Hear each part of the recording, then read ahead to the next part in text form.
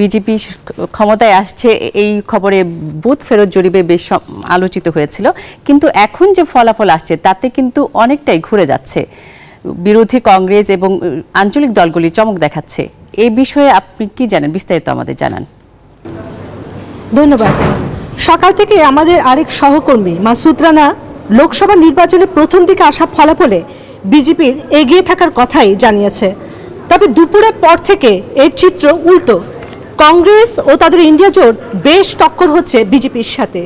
কোনো কোনো আসনে প্রার্থীরা এগিয়ে যাচ্ছে, আবার কিছুক্ষণ পর তা প্রতিপক্ষের কাছ থেকে পিছিয়েও যাচ্ছেন। পোস্টাল ব্যালট এবং ইভিএম এর ফলাফলে দেখা গেছে যে বিজেপি নেতৃত্বাধীন জোট 290 আসনে এগিয়ে রয়েছে, আর কংগ্রেস নেতৃত্বাধীন ইন্ডিয়া জোট 230 আসনে, আর অন্যরা এগিয়ে আছে 23টি আসনে।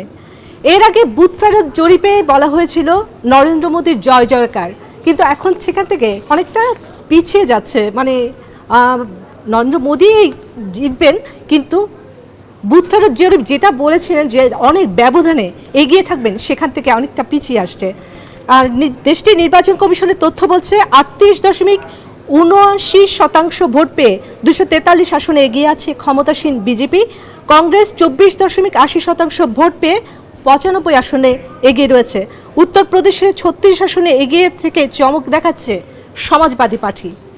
এই ছিল আমার কাছে এই পর্যন্ত তথ্যগুলো।